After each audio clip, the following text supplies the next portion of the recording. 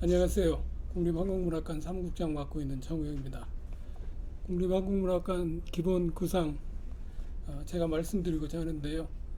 이미 잘 알고 계시겠지만 국립한국문학관은 문학진흥법 18조를 기반으로 합니다. 그리고 기능은 국립한국문학관의 주요 기능은 한국문화유산의 체계적인 수집, 구축, 보존 관리, 그리고 동시대 우리 한국문학의 주요 거점, 활동 공간, 그리고 한국 문학의 현재를 미래에 전달하는 그러한 역할들, 또 전시 교육 체험들, 이런 것들을 함께 나누는 공간으로 이렇게 기능을 설정하고 있습니다.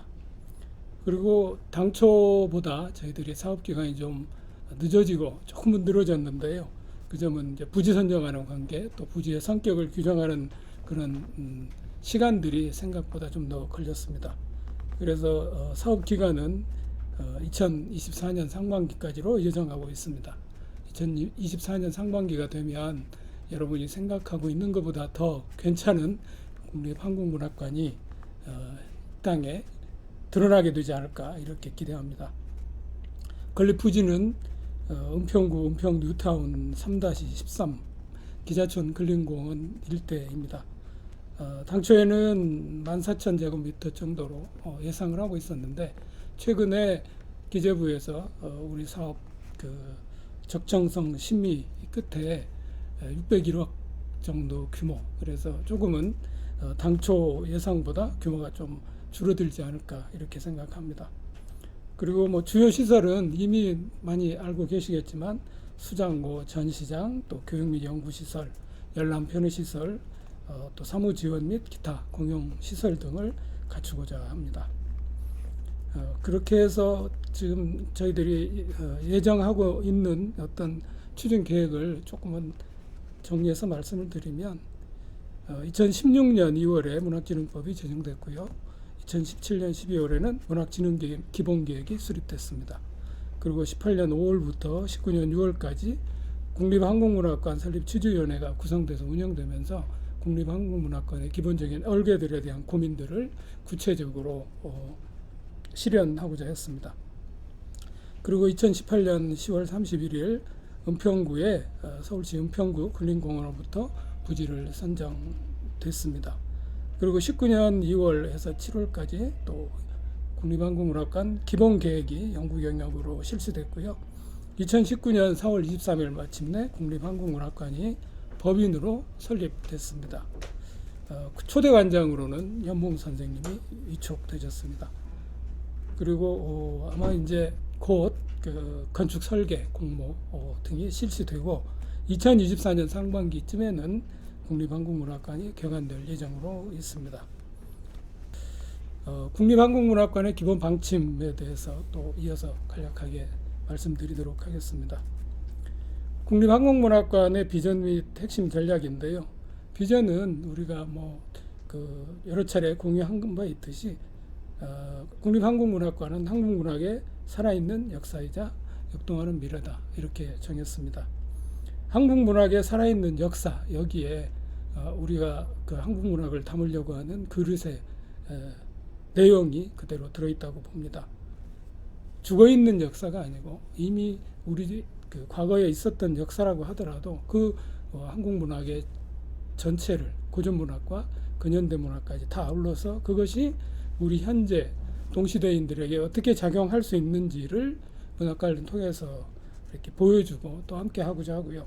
그걸 기반으로 해서 현재로 끝나는 게 아니고 미래로 이어지도록, 그리고 지금 한국문학의 현재 이루어지고 있는 한국문학의 실체들을 국립한국문학관이라는 전체 그릇 속에 담아서 그것이 미래에까지 이어지도록 하고자 합니다. 그래서 저희들이 국립한국문학관은 한국문학의 살아있는 역사이자 역동하는 미래다라는 비전을 설정했습니다. 여기에는 저희들이 설립 취지문에 이런 내용들로 담아 본 바 있습니다.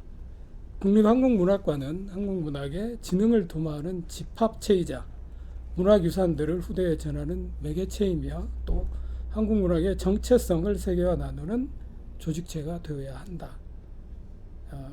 이거는 어찌 보면 한국문학의 정체성이자 기능, 역할이라고 하는 부분을 저희들이 설립 취지문에 담았다고 생각합니다. 이러한 방향성을 가지고 말씀드린 비전들을 설정했습니다. 그리고 그 비전 못지않게 중요한 게 국립한국문학관의 미션이 될 텐데요. 미션, 임무와 역할은 뭐냐면 문학의 가치를 발견하고 체험하며 확장하는 대표 문학기관이다. 그러니까 한국문학관은, 국립한국문학관은 한국을 대표하고 또 한국문학을 대표하는 문학관의 기능을 갖는다. 이런 미션을 갖고 있습니다. 그래서 국립한국문학관은 유물전시 중심의 박물관 같은 이런 공간이 아니고 한국문학 자료와 유물 등을 통해서 한국문학의 가치를 새로이 발견하고 또 이거를 동시대 문학인들과 혹은 시민들과 함께 체험하고 호흡하면서 미래 세대에게 이어주는 역할을 수행하는 그런 공간으로 기능해야 된다 하는 점을 미션으로 삼고 있습니다.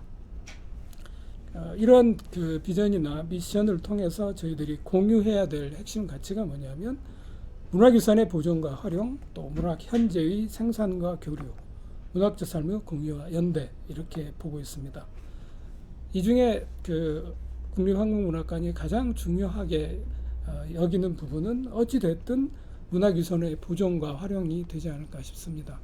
그러니까 지금 한국문학이 망실돼가는 굉장히 중요한 한국문학들을 보다 많이, 보다 폭넓게 지금 당장 수집하지 않으면 안 되는 그런 상황에 놓여 있다고 생각합니다. 그래서 그러한 망실되는 자료들을 저희들이 찾고 모아서 후대에게 전달할 수 있는 그런 역할, 이게 저희 국립한국문학관이 수행해야 될 핵심 가치가 아닐까. 물론 여기에는 동시대 함께하는 문인들과 또 시민들과 함께 여기에 한국문학을 진흥하고자 하는 역할도 포함되어 있습니다. 그리고 그것이 또 세계 시민과 함께하는 이런 역할, 국제 교류의 기능, 문학 한류의 중심터가 되는 이런 기능도 함께 갖고 있고 그것이 국립한국문학관의 핵심 가치를 이룬다고 생각을 합니다. 그래서 국립한국문학관의 기본 방향은 조금 정리를 제가 말씀드린 내용을 가지고 정리를 하면 이렇습니다. 국가를 대표하는 문학관이고 또 지역문학관과의 협력 체계를 갖춰야 하는 그런 문학관이고 또 유관과의 기관과의 협력망을 구축해야 되는 기관이기도 하고 또 일상적으로 복합문화시설 역할로서 시민들과 함께하고 그리고 이것도 굉장히 중요한 건데요. 첨단 기술과 미래지향이라는 지점입니다.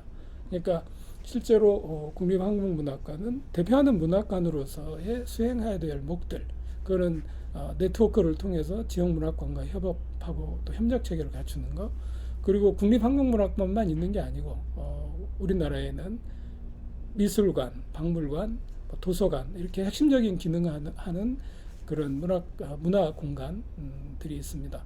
그런 문화 공간들과 함께 협업망을 갖출 수 있어야 비로소 제대로 된 서비스들을 국민께 할 수 있다고 봅니다.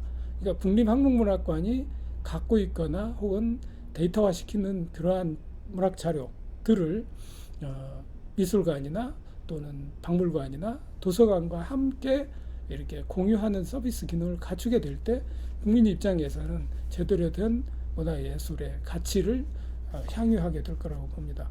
그런 기능들을 하는 방향, 기본 방향을 그런 쪽으로 설정을 하고 국립한국문학관은 앞으로의 역할들을 수립해 가겠다 이런 말씀을 드릴 수 있습니다. 첨단 기술과 미래지향에 대해서는 조금 더 부언을 드리면요. 지금 제가 이렇게 여러분 만나는 것도 코로나의 영향이기도 하지만 또 한편으로는 직접 우리가 현장에 와서 느끼는 그런 교감의 영역뿐만 아니고 집에서 단순하게 온라인이나 혹은 모바일을 통해서 문학 유산들을 함께 호흡할 수 있는 그런 기능도 갖춰야 되는 거죠. 그거는 코로나가 어떤 시작점들을 앞당겼다고 생각을 하는데요. 이러한 비대면 작업들이 활성화됨으로 해서 전 국민의 서비스가 보다 폭넓게 이렇게 수행될 수 있는 거죠. 그러니까 은평이라는 공간에 국립한국문학관은 세워지게 되지만 그렇게 되면 은평으로 찾아올 수 있는 국민의 한계는 너무 명확하거든요. 은평 구민들이 주되게 이용하는 형태가 될 수밖에 없는데 지리적 한계 때문에. 그러나 그것을 이와 같은 방식, 비대면 방식, 또 온라인, 모바일로 확장해서 서비스하게 되면 공간은 한정적이지만 서비스 방식이나 서비스의 내용 또 그러한 가치의 향유는 굉장히 다양하고 폭넓게 이루어질 수 있다는 측면에서 첨단 기술하고 또 결합이 돼야 되고, 그거는 오프라인의 전시 기능뿐만 아니라 모바일에서도 그렇습니다. 그렇게 결합이 돼야 되고, 또 그렇게 결합된 새로운 형태의 어떤 문학 향유의 모습이 미래에도 영향을 줄 거라고 봅니다. 그러니까 이전까지 우리가 문학을 책을 통해서 문학과 만났다면, 그게 유력한 도구가, 문학이 담기는 유력한 도구가 책이었다면, 미래에는 책을 벗어나서 문학의 도구는 굉장히 다양할 수 있다고 봅니다. 그것이 뭐 증강현실도 있을 수 있고 또 가상현실도 있을 수 있죠. 그러한 어떤 도구들을 동원해서 문학이 서비스할 때 진짜 전 국민과 함께하는 서비스 역할을 할 수 있다고 봐서 첨단 기술에 관심을 많이 기울이려고 합니다. 그거를 조금 더 구체적으로 그 성격 차원에서 말씀을 드리면, 국립한국문학관의 성격, 또 주요 기능, 이거를 조금은 더 세밀하게 말씀을 드리면 이렇습니다. 국립한국문학관의 성격은 아까 말씀드린 것처럼 한국문학 전체를 아우르는 대한민국 대표 문학관으로서 역사적인 문학 자료를 구축하고 그 보존 관리와 저사 연구를 수행하며 또 자료 활용과 연계한 전시 홍보, 교육 등의 기능을 수행한다. 이렇게 볼 수 있고요.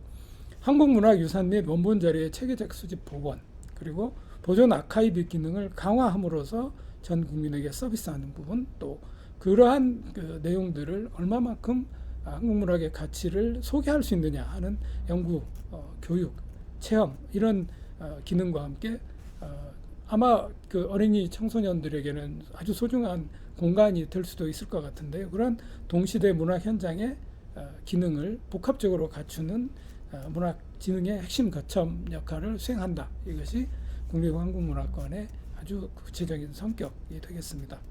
그리고 국립한국문학관의 주요 기능은 지금 말씀드린 것처럼 그 수집, 구축, 보존, 보관, 뭐 열람, 이용, 연구, 이런 내용들이 되지 않을까 이렇게 생각합니다. 약간 뭐 중언부언을 하고 있는데요. 거기에는 이만큼 이러한 내용들이 국립한국문학관의 주요한 기능으로 자리해야 국립한국문학관이 개관될 때 비로소 제대로 된 역할을 수행할 수 있을 거라고 보고 이런 말씀을 드리고 있습니다. 여기에는 말씀드린 것처럼 교육, 또 교류, 아까 좀 짚었던 지역문학관 지원, 또 온라인 문학관 운영, 이런 사안들이 되겠습니다. 그래서 이러한 내용들을 그러면 공간에다가 어떻게 담을 거냐, 그런 기본 원칙은 뭐냐 하는 것을 잠깐 말씀드리겠습니다. 공간 구성안, 저희들이 생각한 공간 구성안은 이렇습니다. 첫 번째는 자율성, 두 번째는 연결성, 세 번째는 유연성, 네 번째는 개방성입니다. 자율성이라고 하는 것은 기본적으로 각 공간의 그 기능적 분화 역할이 자율적으로 운영될 수 있어야 된다, 이런 뜻이고요. 두 번째 연결성은 공간이 자율적이되 네트워킹 구조로 해서 각각이 상호 연결돼야 된다. 그리고 유연성은 공간의 분할과 통합이 좀 재구성이 가능하도록 유연하게 그렇게 구성돼야 된다. 그리고 개방성은 이러한 공간의 연출이 그 접근 통로가 다양하게 그렇게 열려 있어야 된다, 이런 뜻입니다. 그래서 이게 아마 이제 그 설계할 때 이럴 때는 어렵게 전달이 될지도 모르겠어요. 자율성, 연결성, 유연성, 개방성, 이렇게 어떤 그 관념적인 말씀을 드리게 되면, 그런데 설계하시는 분들은 이렇게 말씀을 드리면 대체적으로 구상하는 능력이 굉장히 뛰어나더라고요. 그래서 저희들이 의도하는 게 그대로 이렇게 좀 실현될 수 있지 않을까 하는 기대를 갖고 있습니다. 그리고 이와 같은 공간 구성의 기본 성격은 미래지향적인 개념의 복합적인 문화 공간이다. 그러니까 문학관 그러면 문학을 위한 공간만을 의미하는 게 아니고 문학과 인접 문화 장르, 예술 장르가 함께 그렇게 공연되거나 혹은 음악적으로 음악 같은 걸 할 수 있거나 하는 형태까지도 염두에 둔 그런 발상입니다. 그러니까 문학이 아까 말씀드린 것처럼 전혀 새로운 매체와 함께 새로운 방식으로 앞으로는 문학의 형태가 바뀌게 되지 않을까 하는 그런 그 전망하에 이런 말씀을 드립니다. 그러니까 지금까지는 주되게 책이었다면 이제는 책만이 아니라 책은 그 중에 하나의 도구고 나머지 이렇게 디지털 아트 같은 그런 성격들도 다 포함하는 복합시설로 구현될 때라야만 비로소 책과 함께 디지털 작업을 할 수 있는 다양한 형태의 문학 형식들이 구현될 수 있을 거라고 이렇게 생각합니다. 그래서 저희들이 이제 구상할 때는 문학관이자 문학관은 그 도서관이자 또 아카이브자 미술관이자 박물관이자 이런 기능들을 한꺼번에 수행하는 공간으로서 이 공간 구성의 기본 원칙을 삼고자 합니다. 그리고 문학관은 이제 또 이러한 미술관, 박물관, 도서관하고 다른 특성이 있죠. 그건 뭐냐면 문학 행위를 수행할 수 있는 공간으로서의 의미입니다. 근데 지금 지역 문학관들이 꽤 많이 이렇게 개관돼서 운영되고 있는데요. 그런데 실제로 그 이전에 문학관은 어떤 문학관이어야지, 문학관은 뭐지 하는 성격과 기본 방향이나 이런 것들이 좀 구체화되지 못한 상태에서 문학관들이 지금 세워져서 운영되다 보니까 거의 대부분은 박물관의 형태를 띠고 있습니다. 전시 기능이 굉장히 강화되고 있고요. 그런데 문학관은 그것만은 아니다. 그러니까 그것이 굉장히 중요한 요소이긴 하지만 문학행위라고 하는 것, 그 다음에 문학 아카이브를 통해서 디지털화돼서 움직이는 것들이 제대로 구현되지 않으면 앞으로는 문학관의 모습이 위축될 수밖에 없다 하는 어떤 그런 우려 섞인 기대감을 가지고 공간 구성을 연출하려고 합니다. 그 중에 이제 크게 그래도 개념화돼서 나눠본다면 공간 부분은 전시 교육, 열람, 보존 연구, 또 사무 지원, 그리고 공동의 영역 이렇게 5가지로 구분할 수 있을 것 같습니다. 그러면 이 정도로 기능별 필요 공간에 대해서는 말씀을 잠깐 드리고요. 가장 중요한 저희들이 이제 연도별로 추진 계획을 잠깐 말씀드리려고 합니다.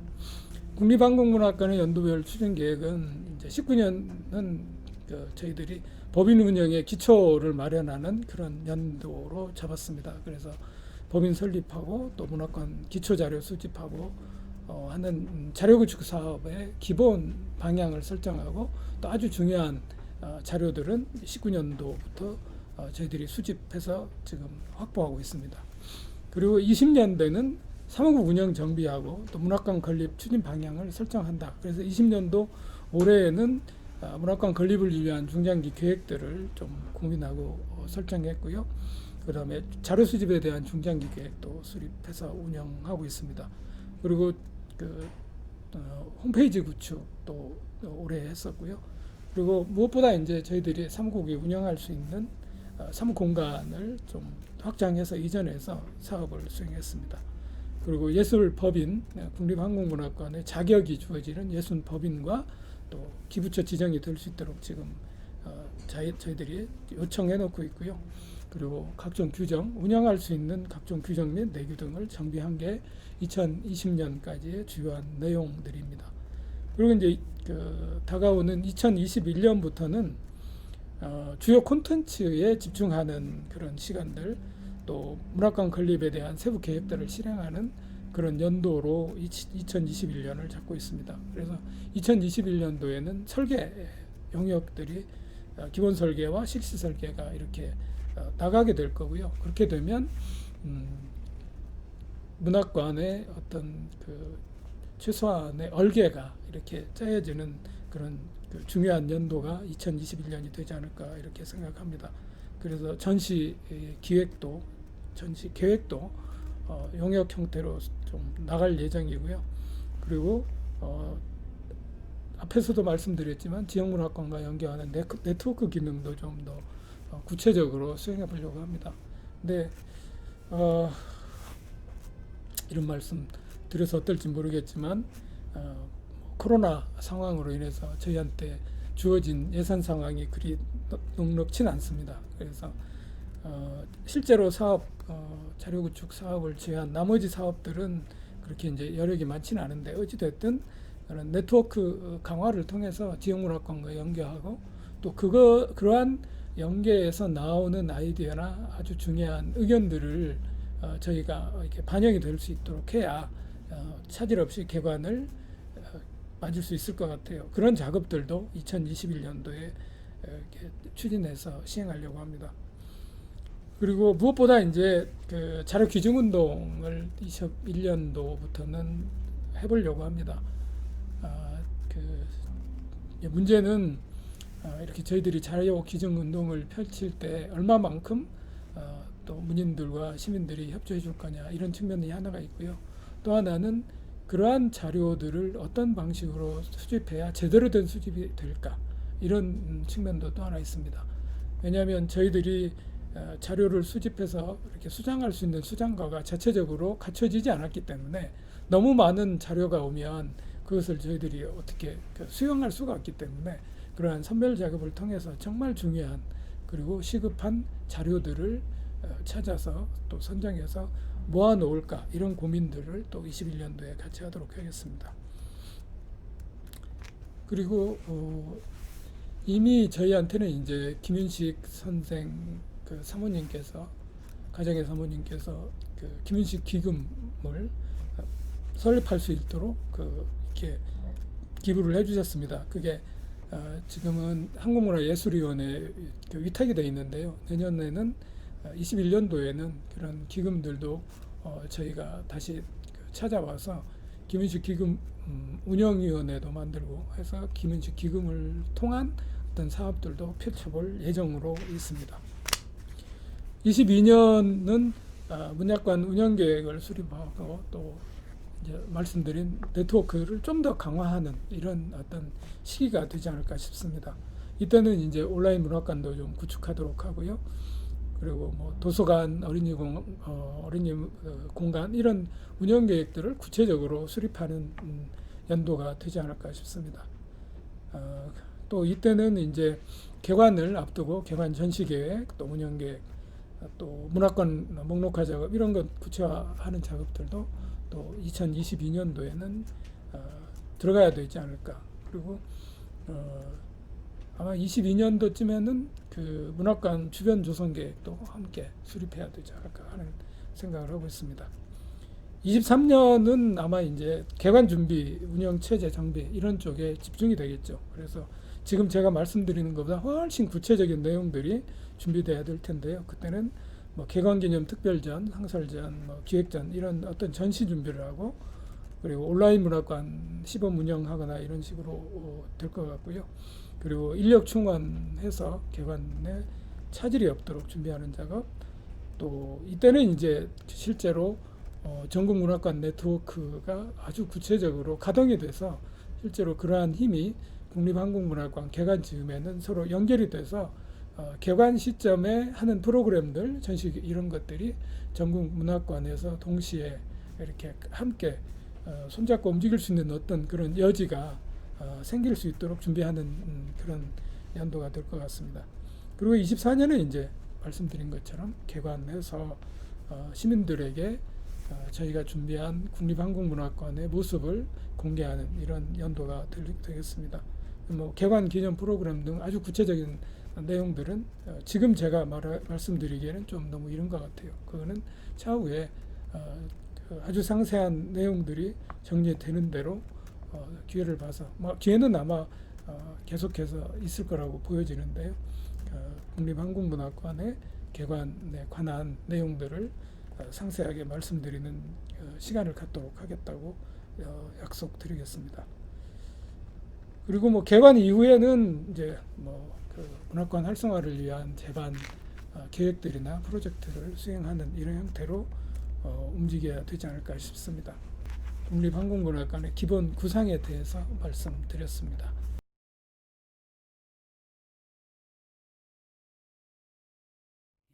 안녕하세요. 국립한국문학관의 기본구상 토론을 맡은 시와 평론 쓰는 이병국이라고 합니다. 예, 반갑습니다. 국립한국문학관의 기본 구상을 밝혀 설명해 주신 정우영 선생님의 글을 잘 읽었습니다. 정우영 선생님께서 발표하신 글은 국립한국문학관의 비전을 엿볼 수 있는 한편 국립한국문학관의 기본 방향과 그 성격 및 주요 기능과 공간 구성을 비롯하여 그동안의 추진 과정과 앞으로의 계획을 일목요연하게 제시해주고 있습니다. 이는 국립한국문학관의 위상을 어떻게 정립할 것인지, 그 기능을 어떻게 수행할 수 있을지 그 방안을 모색하는 글이기도 합니다. 그렇기 때문에 공간 건립을 위한 정보 공개로 수렴되는 것 같기도 합니다. 한국문학유산의 체계적인 수집, 구축, 보존, 관리, 연구와 동시대 한국문학의 활동을 중심으로 시민대상 전시, 교육, 체험 기능을 제공하고 지역문학과 활성화를 지원함으로써 문학진흥과 문학향유를 도모하고자 하는 국립한국문학관의 기능이 제대로 수행될 수 있는 문학관 건립이 이루어지길 저 역시 바라고 있습니다. 특히 기존의 문학관들이 특정 문인의 기록을 보존 관리하는 데 치중해 있는 것을 보았을 때 이들을 아우를 수 있을 만한 국립문학관의 건립이 필요하였습니다. 이러한 시기에 국립한국문학관을 건립한다는 것은 한국문학의 과거와 현재를 잇고 이를 미래로 연결하는 주춧돌이 될 것임이 분명합니다. 제공된 정보를 바탕으로 국립한국문학관의 모습과 그곳에서 진행될 다양한 프로그램들을 상상할 수 있었습니다. 그럼에도 불구하고 어떤 점에서는 문학관의 일반적인 개념에 머물러 있는 것도 같았습니다. 저에게 주어진 정보를 바탕으로 간단한 질문 몇 가지를 드리는 것으로 토론을 대신하고자 합니다. 첫 번째입니다.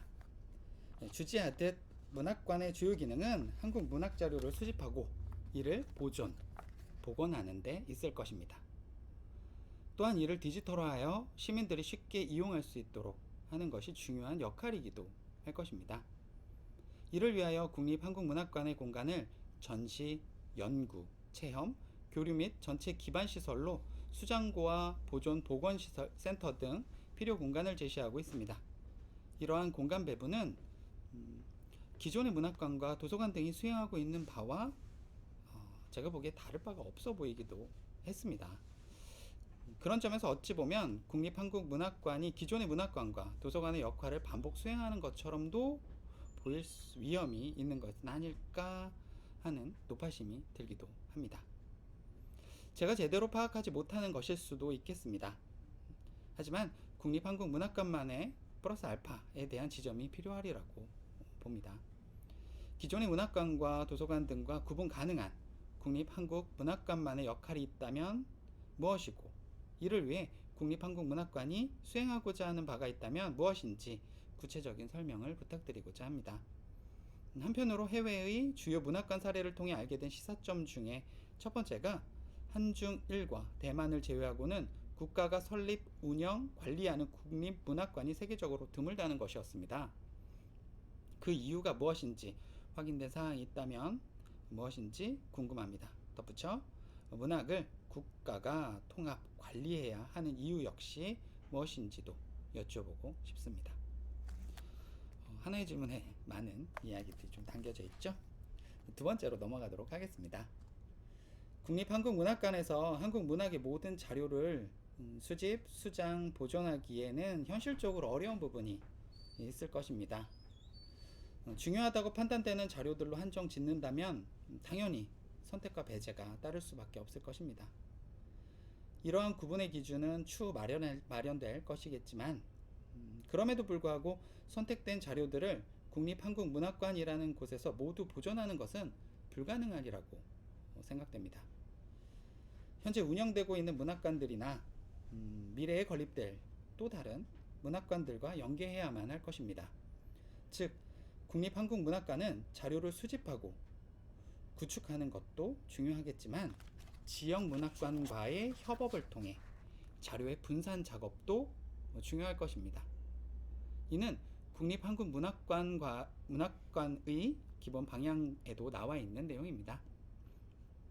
그런 점에서 국립한국문학관은 지역별 거점 문학관을 지정하고 건립하는 것을 넘어 전국의 문학관과 도서관을 통합 관리하는 시스템을 구축할 필요가 있을 것입니다.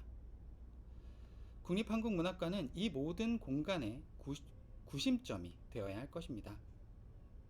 다시 말해 국립한국문학관은 독자적인 하나의 문학관이 아니라 한국의 문학관 및 도서관을 아우르는 플랫폼의 역할을 수행해야 한다고 생각하는데 이를 위한 구체적 계획이 마련되어 있는지 궁금합니다. 덧붙여 해외의 주요 문학관 사례에서 보듯 많은 외국 문학관들이 자료 수집, 보존, 연구라는 본원적 기능 이외에 일반 대중의 이용과 관람을 보장하기 위해 공공성을 확보하고자 노력하고 있다고 보았습니다. 이를 위한 다양한 프로젝트들이 시행되고 있기도 합니다. 이는 현재 한국의 문학관과 도서관들에서 진행되고 있는 프로그램도 동일해 보입니다. 어쩌면 문학관의 공공적 기능 확장은 일반 대중, 시민들과 밀접하게 닿아 있는 지역 및 소규모 도서관처럼 접촉이 수월한 특화된 공간에서 수행되어야 하는 바가 아닐까 하는 생각도 듭니다. 멀리 있는 국립문학관보다는 내 주변의 문학관이 공공적 기능을 보다 능동적으로 수행할 수 있으며 시민들의 문화 향유의 욕구를 충족시킬 수 있는 바람직한 모습이 아닐까 싶기도 합니다. 국립한국문학관이라면 시민과의 직접적인 접촉을 위한 프로그램도 좋긴 하겠지만 이는 문학관의 공공적 기능을 오히려 협소하게 바라보는 것은 아닐까 하는 의문을 품게 합니다. 국립한국문학관이 문학의 일상적, 감각적 체험을 위한 공간이 되는 것도 바람직하지 않다는 것은 아니지만 이러한 형태는 소규모의 공동체 단위로 활성화될 수 있도록 지원하는 방안을 모색하는 필요가 있지 않을까라는 생각을 해보게 됩니다. 국립한국문학관은 좀 더 거시적인 목표를 지향하며 움직여야 하는 공공기관이 되어야 할 것입니다. 이에 대한 선생님의 의견을 여쭙고자 합니다. 예, 이상입니다. 감사합니다.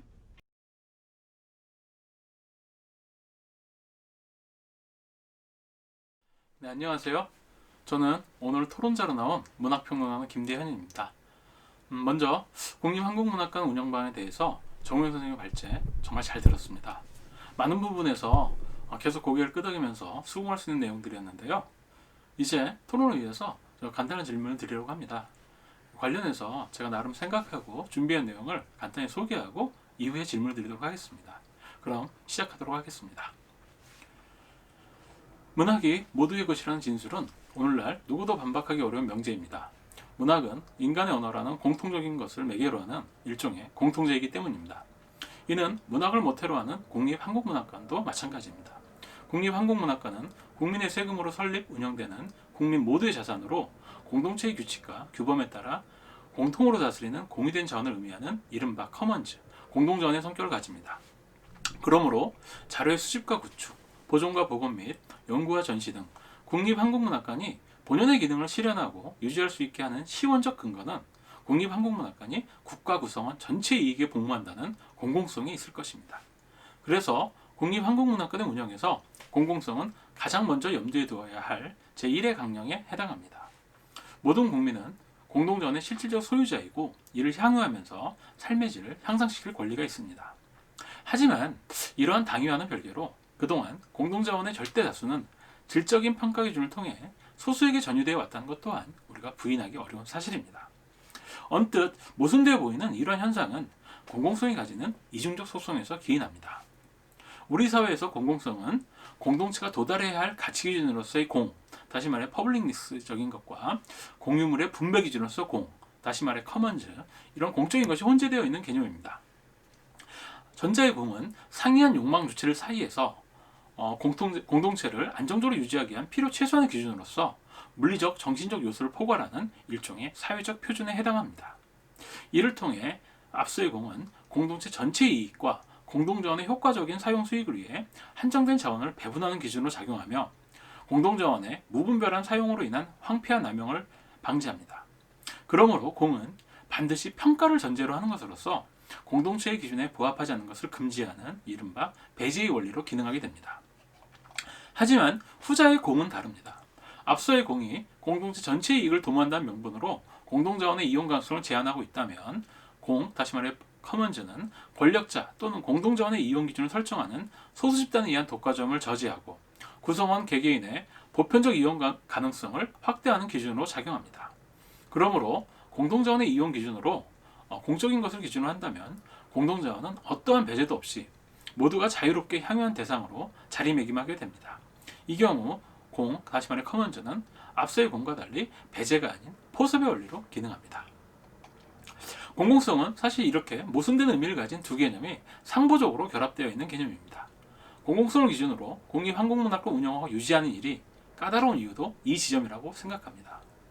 국립항공문학관 운영에서 전자의 공에 무게중심을 두는 경우에는 이는 공동자원의 오남용을 방지하고 효과적인 배분을 통해 총효용을 극대화시키는 데 도움이 됩니다. 하지만 이 경우 그 반사적 효과로 다른 공동체 구성원들의 이용 가능성을 방해하는 저지선으로 기능하게 됩니다. 반면 후자의 공에 가중치를 두는 경우 보편적 이용 가능성은 확대되지만 자칫 남용될 경우 우리가 잘 알고 있는 공유주의 비극과 같이 오히려 공동의 이익을 해할 수 있다는 물음에서 자유롭지 못하게 됩니다. 이런 맥락에서 국립항공문학관의 향후 운영 방안에 담긴 정우영 사무국장님의 발제문은 공공성이 가지는 딜레마에 대한 심도 깊은 고민이 반영된 것으로 생각됩니다. 역사적인 문학 자료의 수집을 통해 자료 유실을 방지하고 작가와 연구자를 비롯한 문학 관련 전문가들을 위한 보존 및 연구 공간, 그런 연구관의 운영이란 전문 문학시설을 자임하면서도 또 시민 모두가 자유롭게 국립항공문학관의 콘텐츠를 향유할 수 있는 전시, 교육, 체험, 공연, 놀이를 위한 일상의 복합 문화시설을 지향하고 있다는 점도 그렇고, 또 예시로 삼은 프랑스의 아라공 문학관을 비롯하여 시민들에게 폭넓은 참여의 기회를 제공하고 있는 해외 국립문학관들의 선례를 참조하여 운영계획의 전반에 걸쳐 퍼블릭 리스와 커먼즈의 조화를 모색하고 있어서 저 역시 발제문 내용에 전반적으로 동의하는 바입니다. 다만 궁금한 것은 우리 국립항공문학관의 핵심 기능인 역사적인 문학자료의 수집과 그 관리 기준에 대해서는 발제문에 아직 구체적인 내용이 잘 드러나 있지는 않은 것으로 보입니다. 그래서 여기에서는 문학 자료 수집 기능으로서의 공공성과 이를 흔들림 없이 지속적으로 유지할 수 있게 하는 국립항공문학관의 독립성과 자율성 확보 방안에 관련하여 몇 가지 궁금한 점을 여쭈려 합니다. 첫 번째, 국립항공문학관은 발제문의 표현대로 한국을 대표하는 문학관으로서 대외적으로 항공문학의 현장을 상징하는 장소입니다. 그러므로 국립항공문학관이 특정한 문학 자료를 수집하고 관리하는 행위는 단순히 자료의 아카이빙 차원에 국한되는 것이 아니라 문학 개념의 통역 불가능성 속에서 그 자체로 한국문학의 정체성을 규정하며 무엇이 문학인가라는 경계선을 구축하는 주요한 기준으로 작용할 수 있습니다.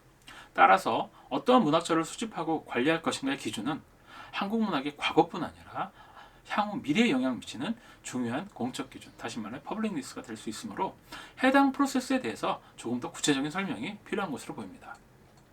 이와 더불어 지금까지 암묵적으로 통용되어 오던 기존의 문학 제도가 융해되어 간 상황에서 등단을 통하지 않은 독립문학, SF 추리 등 장르 문학, 현재 떠오르고 있는 웹소설 등 이른바 문학 바깥의 문학들을 우리가 커먼즈적인 측면에서 어떻게 대우할 것인가에 대한 것과 또 친일, 성폭력 등 작가 개인의 윤리적 문제가 걸린 문학자료를 퍼블릭 리스트적 관점에서 어떻게 취급할 것인지에 대한 방안도 묻고 싶습니다.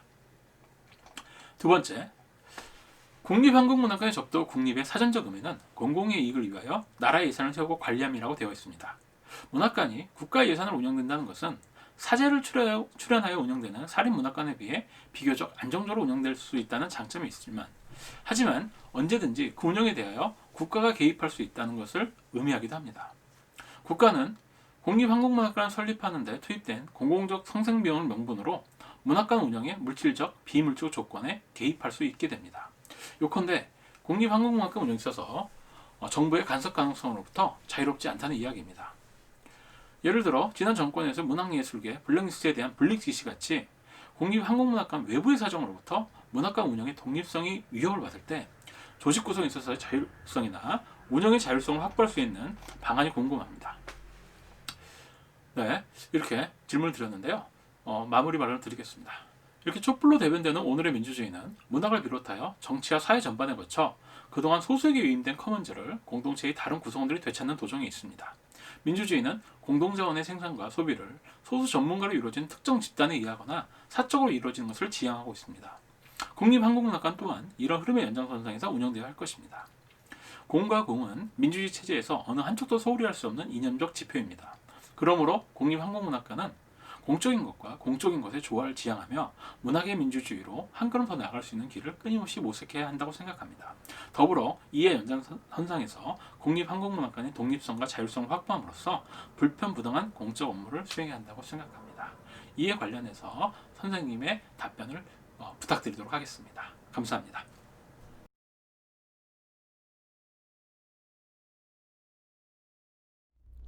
첫 번째로 이병욱 선생이 질문하신 내용은 기존의 문학관과 도서관 등과 구분 가능한 국립한국문학관의 역할이 있는지, 또 있다면 무엇이고 이를 위해서 국립한국문학관이 수행하고자 하는 바가 있다면 어떤 거냐라고 물으셨습니다. 물음 하나에 그 질문이 여러 개 섞여 있어가지고 제가 이거를 좀 정리를 했습니다.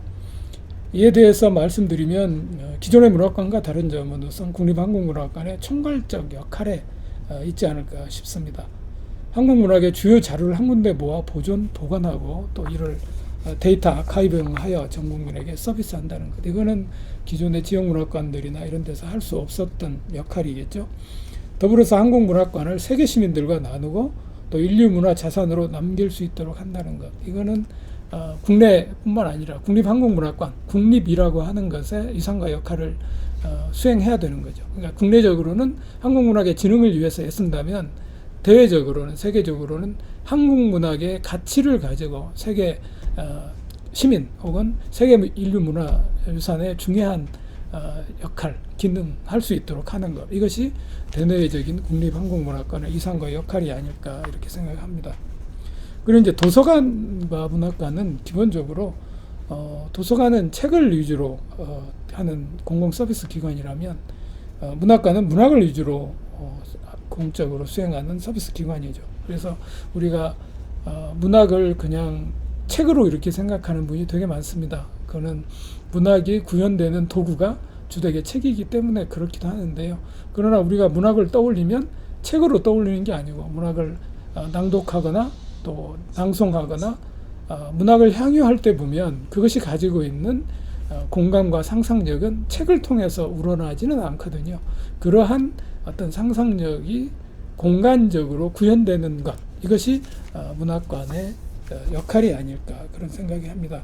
그래서 도서관이 열람과 전시, 아카이빙 중심이라면 문학관은 여기에 더해서 보다 더 활동적인 서비스, 상상력을 구현하는 공간으로서 기능해야 된다고 생각합니다. 그렇게 되면 상상력으로 발현되는 체험과 창작, 행사 등을 통한 교감의 영역이 강화되지 않을까 생각합니다.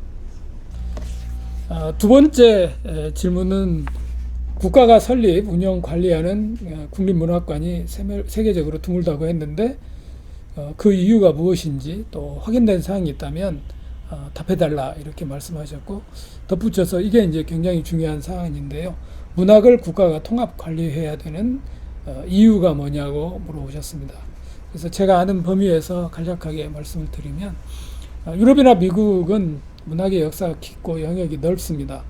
그래서 개퇴만 해도 문학관 한 곳으로 모아두기 어려울 만큼 그 영역과 영향력이 아주 지대하죠. 그렇기 때문에 유럽에서는 특히 각 개인의 문학관 혹은 박물관이 세워져서 운영이 되고 있습니다. 그리고 그것이 이제 한 국가가 체계적으로 하기 이전에 이미 그 문학의 역사가 문학관들을 만들어내고 있었다고 보시면 됩니다.